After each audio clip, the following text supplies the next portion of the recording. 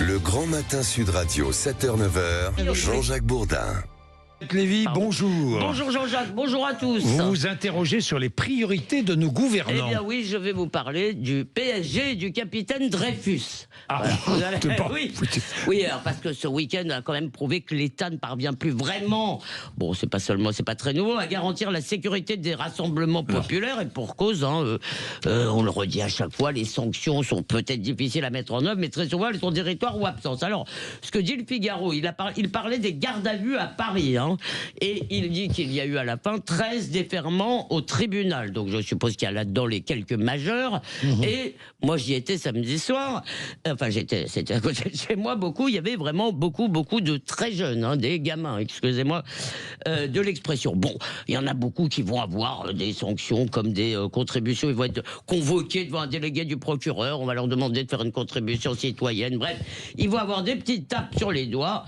Mais la plupart des fauteurs de troubles ne seront pas sanctionnés, donc on aura le même spectacle désolant à chaque victoire ou à chaque défaite. D'ailleurs, j'ai pas bien compris la différence du PSG ou de l'équipe des France. Alors, il y a certainement pas de solution simple. Je ne vais pas vous faire de yaka faucon face à des mineurs hors de contrôle, mais tout de même, ça devrait être aujourd'hui un peu la préoccupation quand même majeure, la priorité des gouvernants et aussi du Parlement. Et qu'a fait le Parlement hier? Il a voté une loi pour élever le capitaine Dreyfus au grade de général, une loi qui sert surtout à faire la promotion de son promoteur Gabriel Attal et qui est à peu près aussi urgente et utile que celle qui vise à supprimer le code noir que propose François Bayrou, parce que abroger une loi qui n'est pas appliquée depuis 1848, c'est effectivement une urgence. Alors tout de même un mot sur le capitaine Dreyfus. On pourrait se dire très bien, c'est bien de lutter contre l'antisémitisme en parlant du capitaine Dreyfus. Franchement,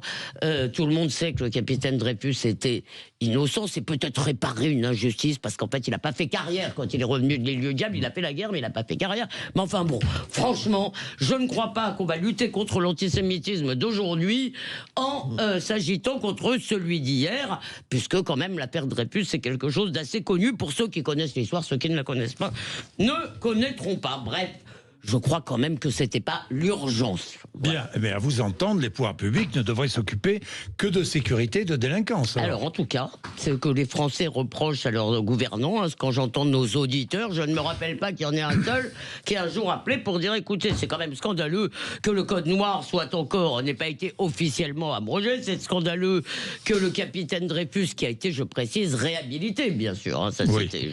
Il a été réhabilité, mais si vous voulez qu'il soit élevé au grade de général à titre posthume, bon, c'est très symbolique. Et je ne vois pas en quoi les citoyens attendaient cela, parce que la faiblesse de l'État en plus face aux délinquants contraste en plus avec sa sévérité pour le reste de la population, les honnêtes gens, dit Bruno Retailleau, les braves gens.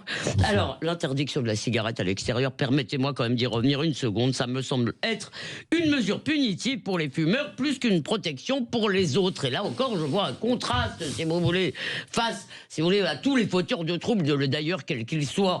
Vous allez dire, l'État est mou du genou, mais face à nous, pour ces petites choses de la vie, alors là, d'une sévérité sans faille, parce que quoi que racontent les croisés de l'anti-tabac, eh bien non, vous n'allez pas attraper le cancer parce que vous croisez quelqu'un qui fume dans la rue, vous vous promenez. Alors en fait, c'est pas une mesure sanitaire, c'est une sorte de morale sociale, exactement comme les masques à l'extérieur pendant le Covid, rappelez-vous ma chère François. On n'était pas d'accord, c'est vrai.